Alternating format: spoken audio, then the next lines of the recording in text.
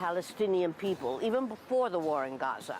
He refused to accept the new Israeli ambassador's credentials, for example, on the day that Israeli soldiers had killed a Palestinian boy in the occupied territories. He also suspended Israel from taking part in last year's International Air and Space Show.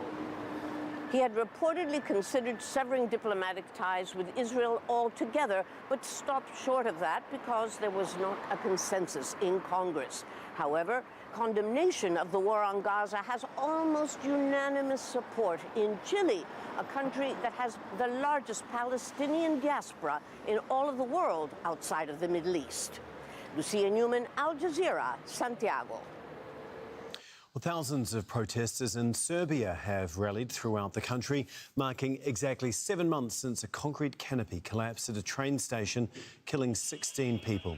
Student-led protests have been held, keeping up the pressure on President Alexander Vučić to call a snap parliamentary election. Demonstrators link the disaster to alleged government corruption in major infrastructure projects with Chinese state companies. A court in Bangladesh has started hearing charges against former Prime Minister Sheikh Hasina. Prosecutors at the International Crimes Tribunal in Dhaka accuse Hasina of systematic attacks on protesters against her government. Now, the UN says nearly 1,400 people were killed between July and August last year when Hasina's government launched a brutal crackdown on protesters. Hasina has been in exile in India since last August. She says the charges are politically motivated. Aid is starting to trickle into a central Nigerian town devastated by flooding. Emergency workers are searching for bodies buried under debris. Officials say at least 200 people have been killed and many more are still missing. Ahmed Idris has more from Mokwa. After a 4-day wait, help is finally here for hundreds of survivors. Dozens struggle to receive bags of rice. There were also plastic mats to sleep on, but the priority for most is food. It's the first time they receive any assistance from the authorities. As it comes, we distribute.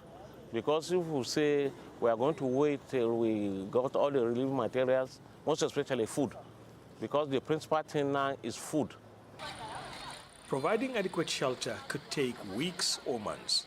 For now, victims live in unsafe buildings. Religious school student Umar Mahmoud scavenges for scrap metals to sell. He narrowly escaped drowning, but his 3 friends didn't make it. As we tried to escape, they fell and were swept away. Their bodies were never found. His teachers look after 870 students, most of whom survived. There have been some deaths, but dozens are still unaccounted for. The losses here are substantial. We are all devastated. He hopes those missing are still alive. An excavator has arrived at last to not only clear debris, but to find bodies. The delay in removing bodies trapped under the debris poses serious health risk. People here are already reporting the heavy stench of decomposing corpses, raising fears of contamination.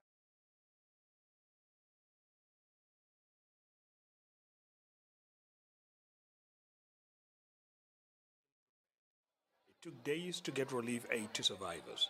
People here hope that when the peak of the rainy season arrives, officials will be better prepared.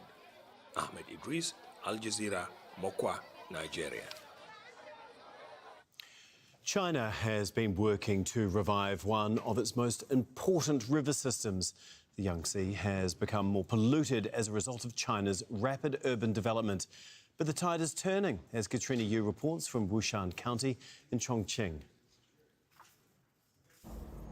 The Yangtze River is one of the longest in the world. Cutting across central China and flowing east, it's been a lifeline for people living here for thousands of years. Dai Dikui operates this cleanup boat 11 hours a day. He says he's ensuring the Yangtze will continue to provide for generations to come. The water quality is better. There's much less garbage. There used to be a lot of floating objects on the surface.